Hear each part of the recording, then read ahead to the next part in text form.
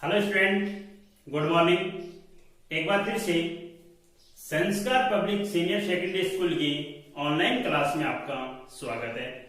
देखिए स्टूडेंट, पिछली क्लास में हम लोग चर्चा कर रहे थे गाउस लॉ एप्लीकेशंस के बारे में, और एप्लीकेशंस में हम लोगों ने एक एप्लीकेशन किया था, और वो भी किसके लिए था? लीनियर चार्ज डिस्ट्रीब्यूशन के लिए, एक वायर के लिए यूनिफॉर्मली रूप से उस पर चार्ज पैलेस था। उसके लिए अपन ने इलेक्ट्रिक फील्ड इंटेंसिटी की वैल्यू कैलकुलेट की थी। तो आज उसी के आगे गाउस का दूसरा अनुप्रयोग है, दूसरा एप्लीकेशन है, उसकी बात करते हैं अपन। और सेकंड एप्लीकेशन कौन सा अपने पास है? एक नॉन कंडक्टिंग शीट है जिस पर चार्ज है वो कंटिन्यूअस डिस्ट्रीब्यूटेड है, यानी टोटल चार्ज उस पर समाहित है। तो उसके लिए अपन बात करते हैं सेकंड पॉइंट की, electric field due to an infinite uniformly charged non conducting sheet. तो देखिए स्टूडेंट, दो प्रकार अपने पास, एक तो है नॉन कंडक्टिंग शीट,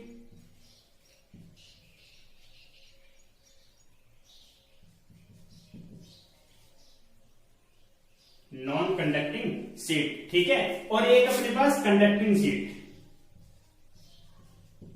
देखिए दोनों में फर्क कितना सा होता है।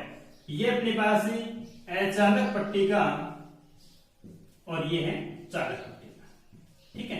देखिए नॉन कंडक्टिंग शीट की बात करें अपन, तो नॉन कंडक्टिंग शीट है उस पर चार्ज है, देखो दोनों में फर्क है, ध्यान रखना दोनों में डिफरेंट कितना सा है।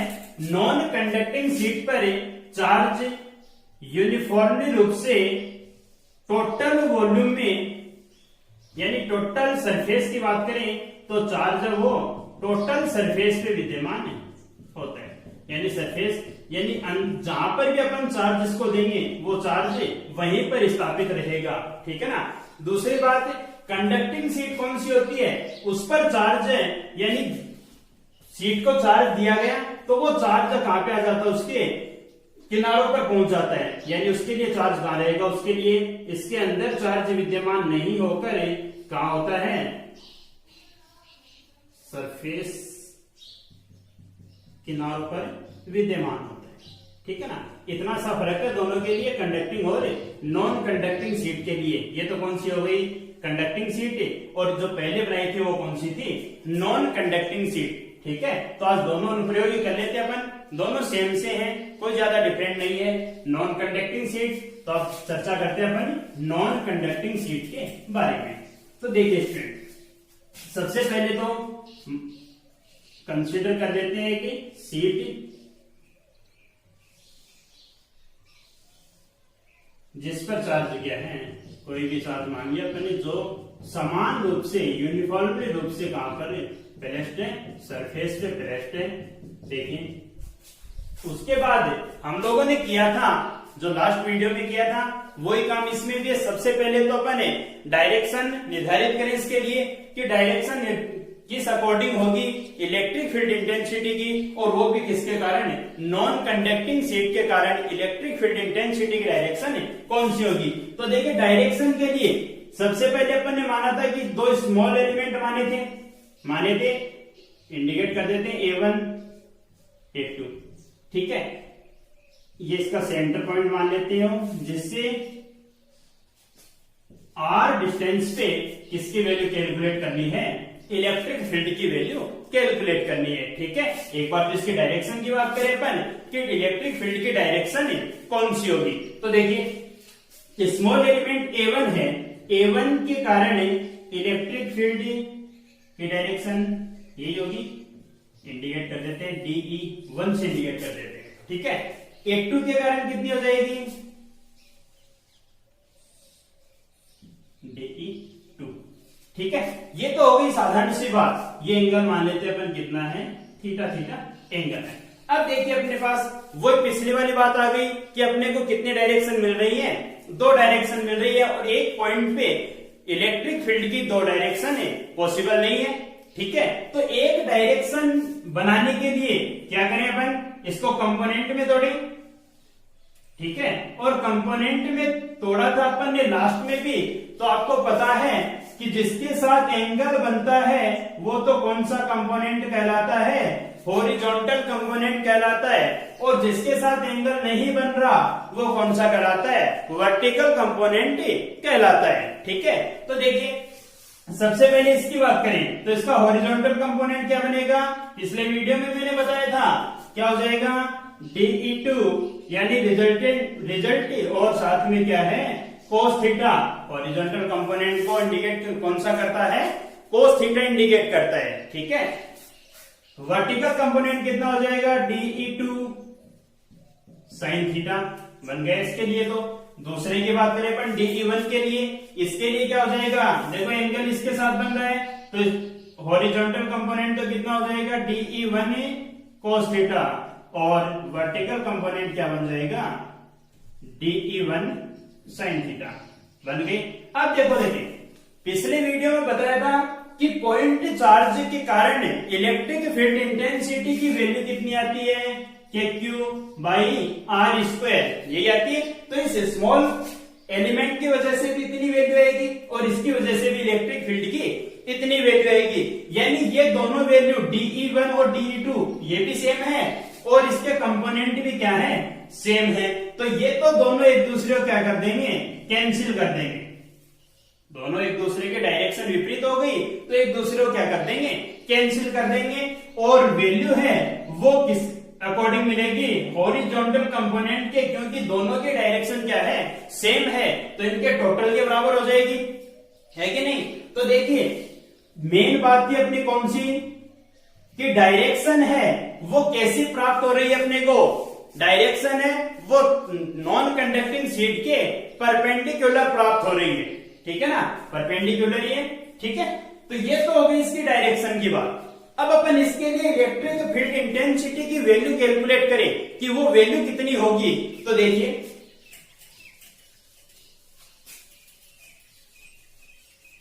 अब आपको पता है कि यूज किसका करना है, गाउस लॉ यूज करना है। और गाउस लॉ जब अपन ने पढ़ा था उस टाइम आपको एक बात बताई थी कि गाउस लॉ यूज तभी होगा जब उसके लिए क्या होगा, एक गाउसियन सरफेस होगा।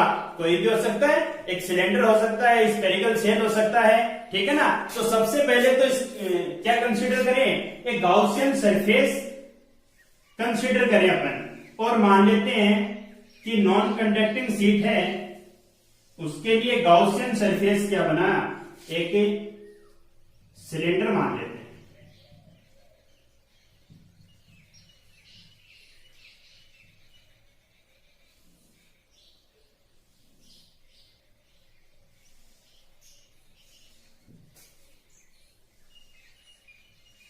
ठीक है, एक सिलेंडर हो गया, इस पे चार्ज विद्यमान है।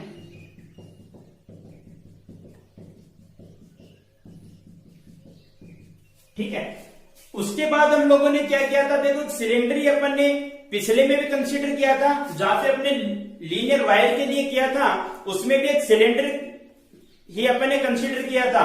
अब देखिए उसके बाद हम लोग क्या करें, इसके लिए सरफेस देखो, एक ये रही और एक सरफेस ये भी है कि नहीं। तो सरफेस को अपन निर्धारित करें, मान लेते हैं S1 सरफेस, ये S2 सरफेस और ये कितनी है, S3 सरफेस।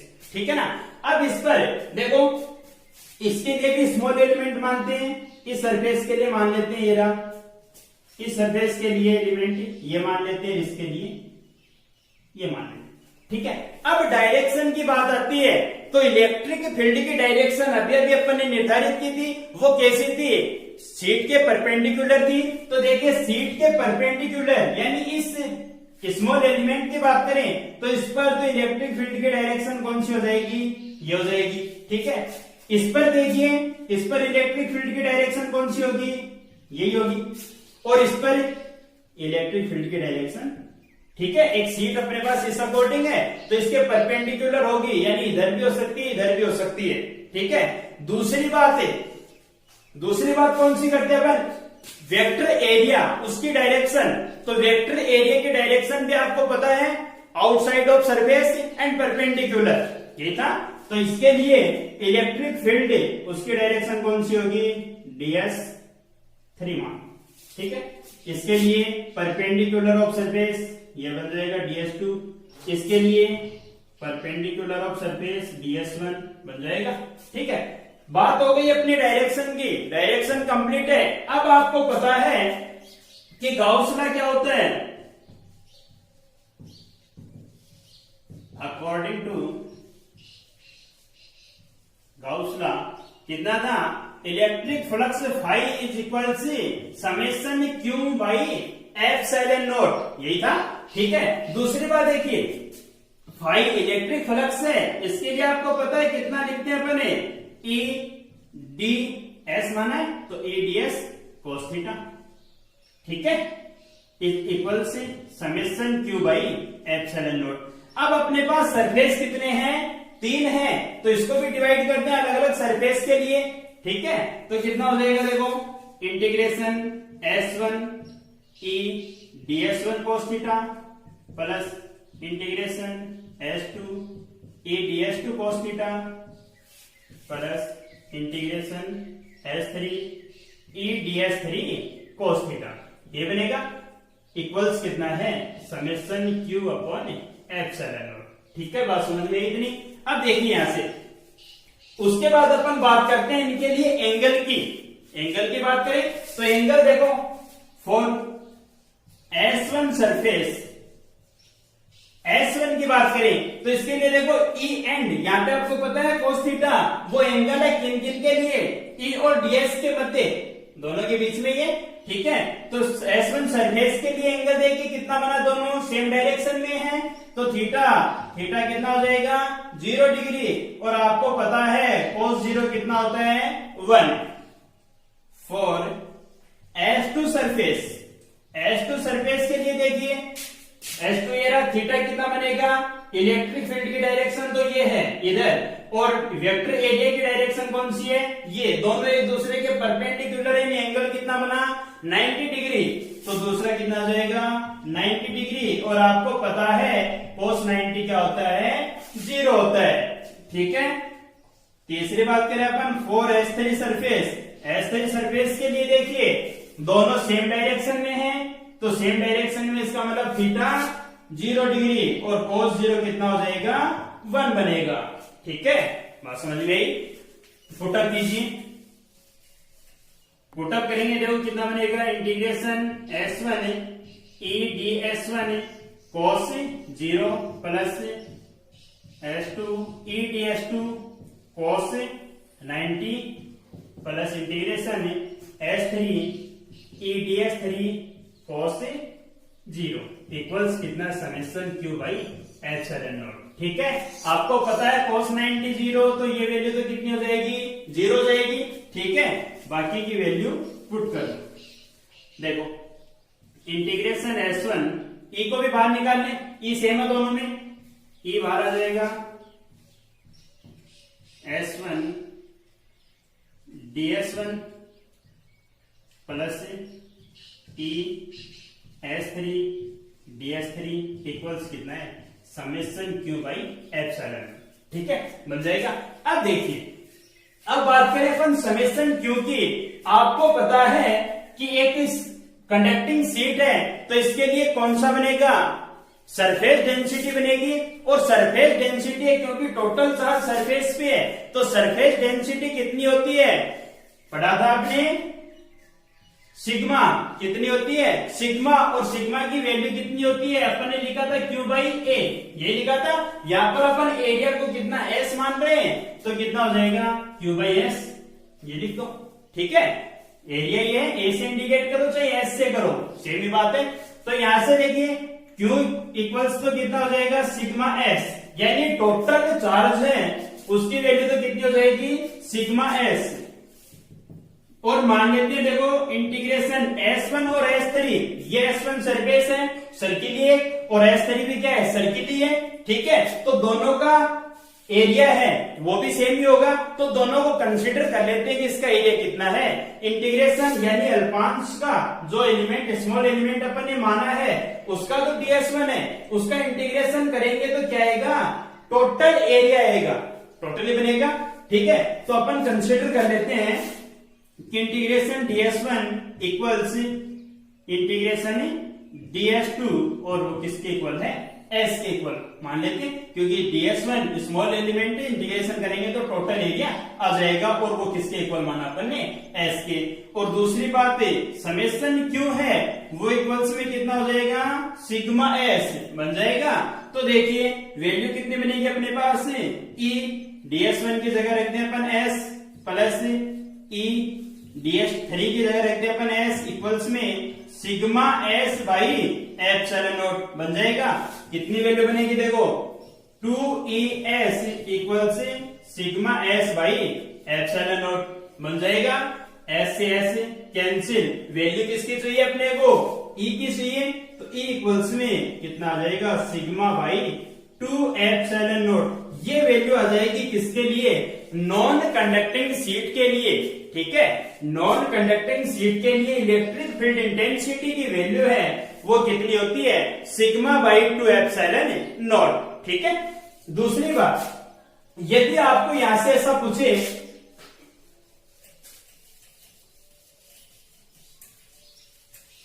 आपको ऐसा कह दे कि वेक्टर फॉर्म क्या बनेगी इसके लिए, ठीक है, तो इसकी वेक्टर फॉर्म क्या हो जाएगी,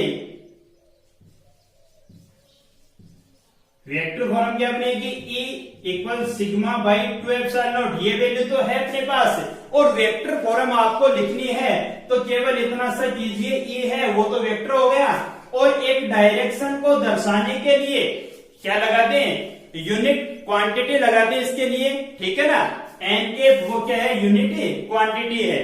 ठीक है, तो ये क्या बन जाएगी इसके लिए, वेक्टर फॉर्म बन जाएगी।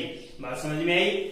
दूसरा अपने पास कंडक्टिंग शीट का आता है, काम वो का वही है, सेम का सेम काम है, कुछ भी नहीं करना आपको, वही इसके लिए डायरेक्शन निर्धारित करेंगे और उसके लिए भी वैल्यू इसी अकॉर्डिंग कैलकुलेट करेंगे। ठीक है, तो ये बात तो समझ में ही सभी के। दूसरी बात, कई बार एग्जाम में पूछ लेता है कि इसके लिए ग्राफ पूछ लेता आपको,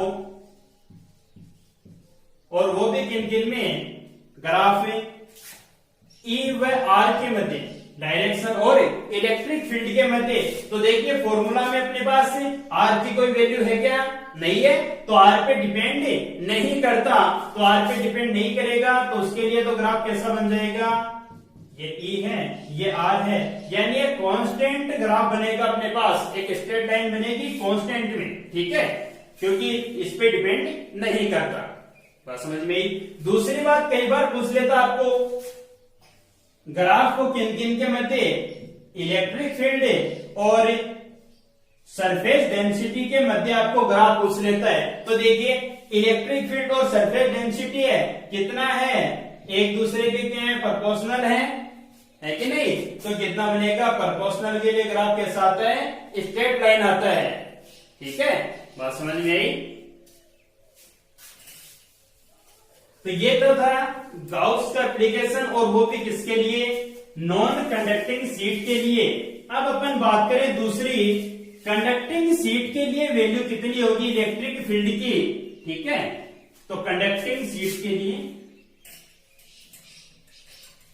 ठीक है, तो देखो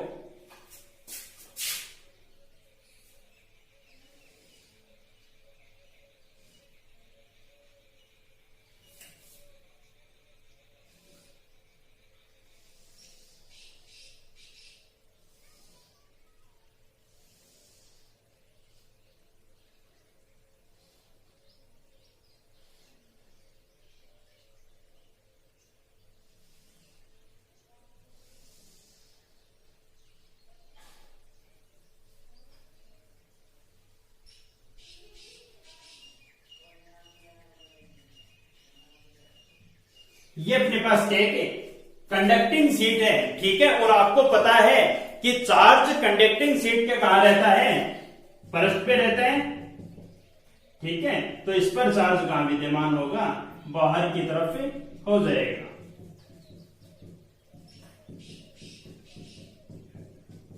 अब देखिए सबसे पहले तो वही, इसके लिए इलेक्ट्रिक फील्ड इंटेंसिटी अपन निकालें तो सबसे पहले मान लेते हैं कोई पॉइंट P और वो कितनी डिस्टेंस पे है, r डिस्टेंस पे है और उस पॉइंट पर अपने को क्या करना है, इलेक्ट्रिक फील्ड इंटेंसिटी की वैल्यू कैलकुलेट करनी है। और वैल्यू कैलकुलेट करने के लिए आपको पता है सबसे पहले क्या चाहिए, अपने को डायरेक्शन चाहिए उसकी। तो देखो इसके लिए भी डायरेक्शन सेम पहले वाली निकाली थी वो का वो मान हो जाएगा, इसके लिए भी वही दो एलिमेंट मान लेते हैं और दोनों एलिमेंट इसके कारण इलेक्ट्रिक फील्ड ये रहा। थोड़ा मैं जल्दी बता देता हूं क्योंकि अभी अभी आपने पढ़ा है, ठीक है। दोनों के कारण इलेक्ट्रिक फील्ड हो जाएगा, जैसे मान लो ये A1 था, ये A2 था, DE1 DE2, ठीक है। उसके बाद अपन ने क्या किया था, कंपोनेंट में डिवाइड किया। तो कंपोनेंट में डिवाइड कीजिए तो हॉरिजॉन्टल कंपोनेंट तो क्या बनेगा, DE2 cos थीटा और vertical component DE2 sin theta. और इसके लिए हॉरिजॉन्टल कंपोनेंट तो DE1 cos थीटा और वर्टिकल कंपोनेंट कितना हो जाएगा, DE1 sin थीटा बन जाएगा।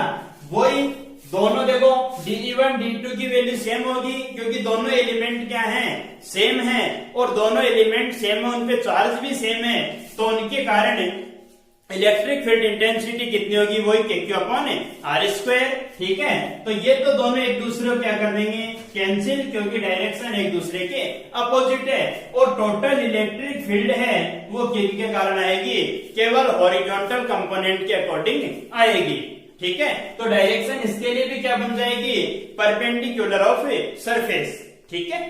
देखिए उसके बाद हम लोगों ने क्या किया था, गाउस का लॉ अप्लाई करने के लिए सबसे पहले क्या चाहिए अपने को, एक गाउसियन सरफेस चाहिए। और गाउसियन सरफेस है, इसके लिए भी क्या मान लेते हैं अपन, एक सिलेंडर मान लेते हैं। देखो जैसे मान लो एक माचिस की डिब्बिया होती है, सिर्फ कंडक्टिंग शीट की, सेम वो की वो मानी अपन ने, ठीक है। और देखो इसके लिए वो एक सिलेंडर मान लेते हैं, इसके लिए गाउसियन सरफेस के रूप में, ठीक है। तो ये कंसीडर कर लेते हैं कि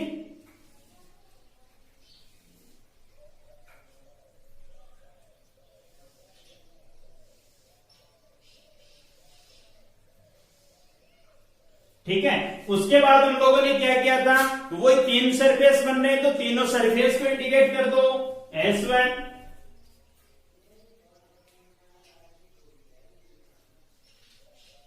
ये S2 ये S3, ठीक है। और ये इनके स्मॉल एलिमेंट अपन ने मान लिए।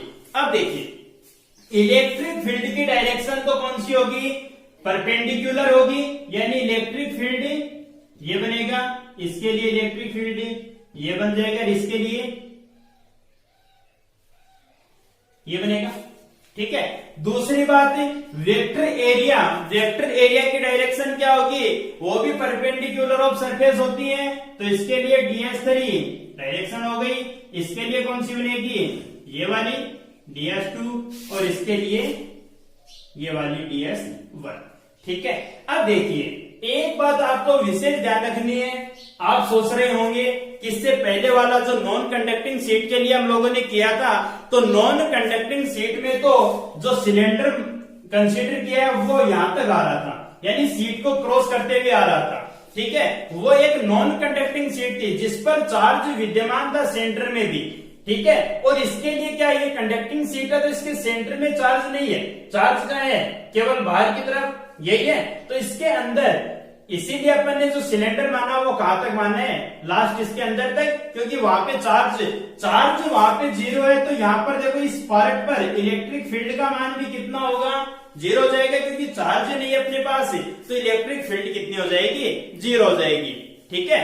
अब यूज कीजिए अपने गाउस लॉ, क्या बनेगा, अकॉर्डिंग टू गाउस लॉ कितना हो जाएगा, देखो इलेक्ट्रिक फ्लक्स फाई इक्वल्स कितना था, समेशन Q/ε0, यही था। फिर इलेक्ट्रिक फ्लक्स की वैल्यू आपको पता है कितनी होती है, integration E/ds cos theta equals क्या बनेगा, समेशन Q/ε0। काम वो का वही, फिर कितने में, जो इलेक्ट्रिक फ्लक्स है उसको कितने पार्ट में डिवाइड करते हैं अपन ने, 3 पार्ट में डिवाइड करते हैं। तो कितना हो जाएगा देखो, EDS 1 cos थीटा, ये तो हो गया किसके लिए, S1 के लिए, S2 EDS2 cos थीटा, ये हो गया S2 के लिए, plus integration S3 EDS3 cos theta, ये बनेगा इक्वल्स कितना है, summation Q by epsilon not. उसके बाद हम लोगों ने क्या किया था, इसके लिए एंगल डिसाइड कीजिए। एंगल देखिए, S1 सरफेस के लिए देखिए, पहले S1 सरफेस के लिए थीटा तो 0 है, लेकिन यहां पर तो E की वैल्यू 0 है, तो सीधी सीधी E की वैल्यू लिख देते हैं इसके लिए। तो E इक्वल्स कितना बनेगा, इसके लिए तो 0। S2 सरफेस के लिए थीटा कितना बनेगा, देखो S2 के लिए थीटा कितना है, E और DS दोनों एक दूसरे के परपेंडिकुलर हैं, तो थीटा कितना होगा, 90 डिग्री, थीटा 90, तो cos 90 कितना हो जाएगा, 0। ठीक है, तीसरा कौन सा अपने पास है, S3 के लिए थीटा देखिए सेम डायरेक्शन में है, तो थीटा कितना बनेगा इसके लिए, 0 और cos 0 कितना होता है, 1। ठीक है, वैल्यू पुटअप कीजिए, इंटीग्रेशन S1 EDS1, इसके लिए तो वैल्यू 0 हो जाएगी, ठीक है ना, cos theta plus integration S2 EDS2, cos कितना है 90 plus integration S3 EDS3 cos 0 equal से समेशन Q बाई एप्सिलॉन। देखो इसके लिए मैंने थीटा नहीं लिखा है, ठीक है ना, लिखना चाहो तो थीटा कितना इसके लिए 0 बनेगा, थीटा नहीं लिखा क्योंकि इसके लिए तो E की वैल्यू 0 है, तो ये तो टोटली वैल्यू क्या हो गई, 0 हो जाएगी।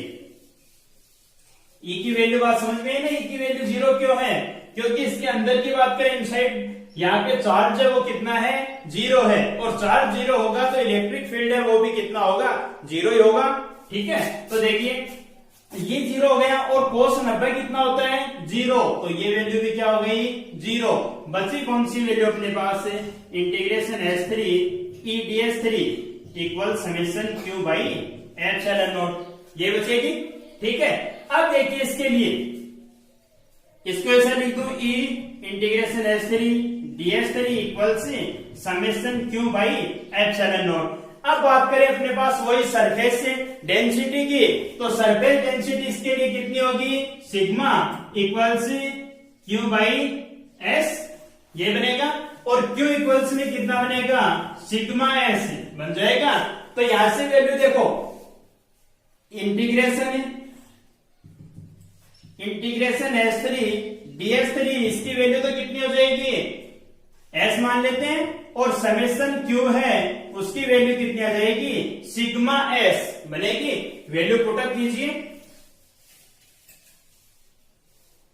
वैल्यू पुटअप करेंगे तो कितना आ जाएगा, E S, इसकी जगह S हो गया, इक्वल्स में sigma S by epsilon not, ये बनेगा, S से S कैंसिल, तो वैल्यू किसकी आ गई, E की वैल्यू, और वो भी कितनी आ गई, सिग्मा बाई एप्सिलॉन नॉट। देखो देखें, पूरा काम अपने किया है, नॉन कंडक्टिंग शीट का जो काम किया था वो का वो सेम का सेम आया, किसके लिए, कंडक्टिंग शीट के लिए, बनी कि नहीं वैल्यू।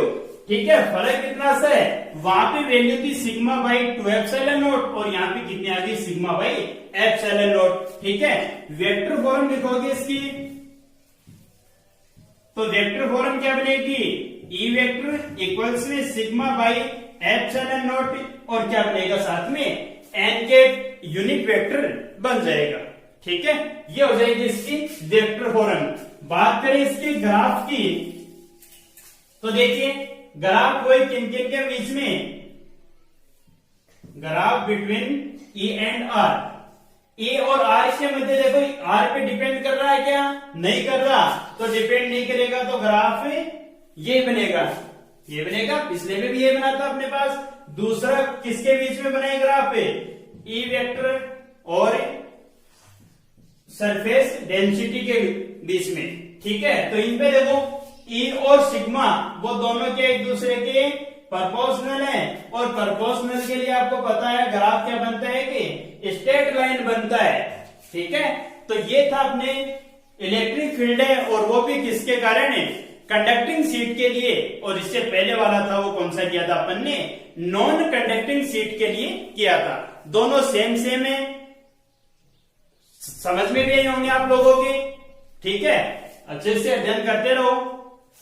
ठीक है, और यदि कोई समस्या है, ठीक है, तो समस्या है तो वो आप कमेंट भी कर सकते हो। ठीक है ना, कमेंट करके और समस्या बता सकते हो, या फिर जो, ठीक है, कमेंट से बता देना आप समस्या, तो बाकी तो कोई मीडियम नहीं बन पाएगा। ठीक है ना, और बाकी इन नोट्स की पीडीएफ है वो भी चैप्टर कंप्लीट होते ही आपको मिल जाएगी। ठीक है, तो आज के लिए इतना काफी है, धन्यवाद।